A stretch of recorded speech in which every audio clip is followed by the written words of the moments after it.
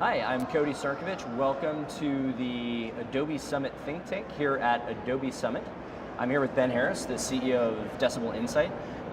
Ben, why don't you tell us a little bit about Decibel Insight and what you guys do? Great, thanks. Yeah, Decibel has technology which can automatically identify customers on websites that had a bad or unusual experience, and we create video replays of what happens so you can investigate the issues, the cause, and also with other analysis also see the scale of the problem as well. So the theme of this show here at Adobe Summit this year has been about encouraging our customers and encouraging brands and people worldwide to really make experience their business, and that's really focused on customer experience.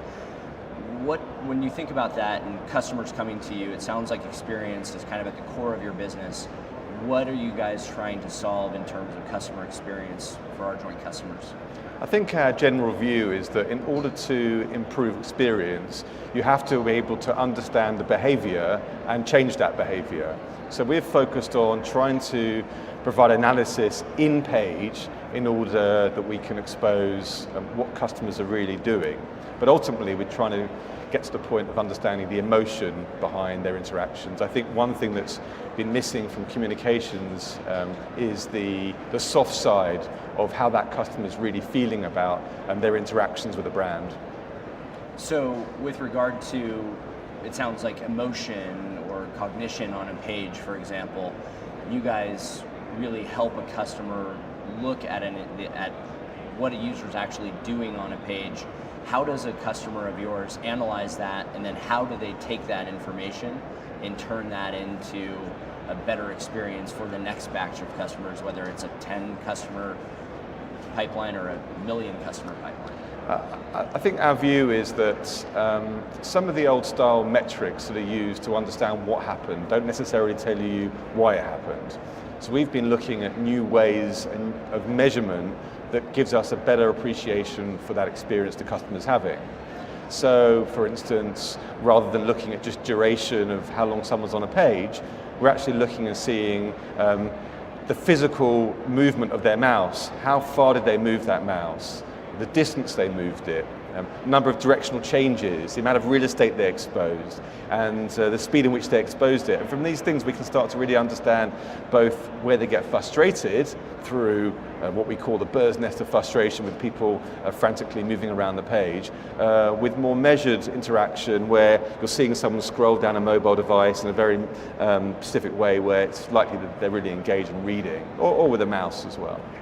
So with all this data you guys are gathering, are you able to help your customers in broad base really adopt best practices to enable the best customer experience possible? It's an interesting perspective actually, because benchmarking across similar sites is actually both interesting but also can lead you astray as well. And we've seen with 2 major travel sites that have a similar objective for the customer that the opposite behavior is effective on both sites. So if we were to benchmark across that and create an average, it would be neither beneficial for either. So we actually look on a site-by-site basis, and our algorithms appreciate the actual norm of behavior. So we take these metrics, we mix them up with traditional metrics, and we're looking at the site and looking what is the norm of behavior on this site, and therefore what falls outside of it. And when we understand what falls outside of it, we can start to focus on where the biggest problems or opportunities are. So as you guys have been doing this for a number of years now, how do you think this evolution in digital and the maturation of these customers is kind of requiring tools like what you guys are providing today?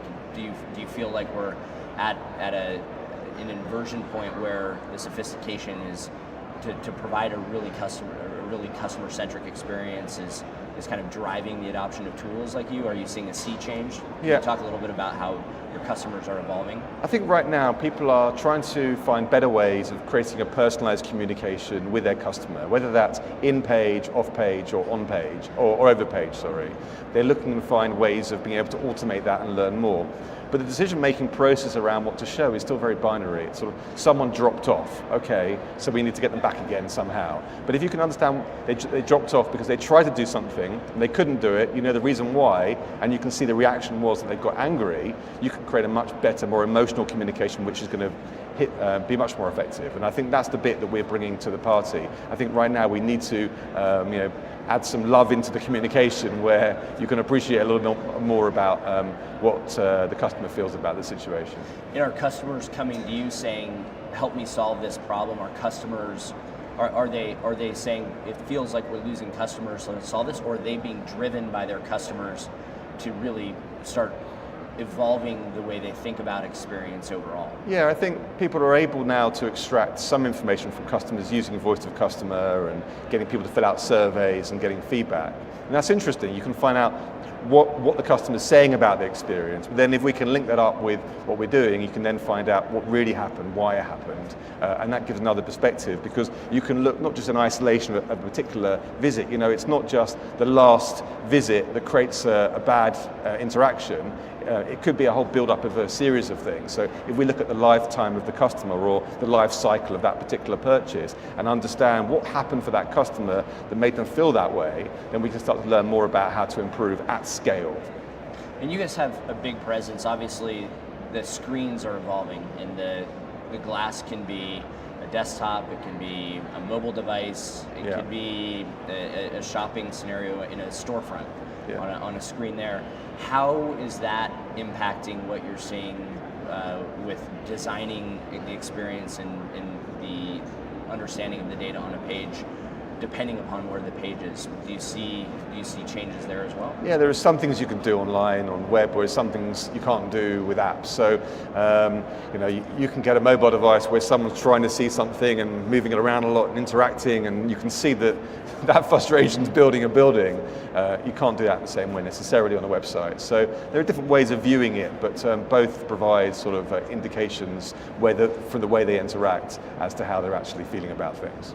When David Fisher from Facebook was on stage yesterday at Summit, he was talking about how Facebook really feels that mobile is now the big screen, and the desktop is something they need to take into account, but really mobile is first for them. Yeah. Are you seeing that mentality with your customers as well? Is the experience first and foremost the mobile device, and they're also providing an experience on the other screens, or how's that evolving? I still think that's the dream, and I think that organizations are starting to think mobile first, but they're not always there. Moving a big enterprise organization through a transformation process to make digital a real focus of their interaction with customers actually takes a little bit longer than that. So it depends, of course, on the brand and whether it's B2B or B2C as to the importance of mobile in that initial interaction or at some point in the journey. But yeah, I think the customers are definitely wanting to focus on that as a key part of their improvement process, but they're not all there yet. So to wrap up here, with this theme of customer experience, to help the audience kind of really take something away and have an action item to think about when you work with customers and customers come to you, what would you say the most important thing they should be thinking about when they're designing or when they're setting up their analytics decisions or their measurement capabilities on their digital properties? What would you recommend all of our customers really think about? I think start to think differently about how you analyze behavior. To improve experience, you have to understand and change behavior. To do that, you need to understand it. And some of the traditional metrics give you a sense of what happened, but not necessarily why it happened. So if you can start to factor in some other types of interaction into analysis, it can give you a very different perspective on what you should be doing to improve things at scale. Great. Well, really good advice. So, Ben, thanks a lot for being here. We really appreciate it. Thanks a lot for joining us here in the Adobe Summit think tank at Adobe Summit 2017. Stay tuned for a lot more great content.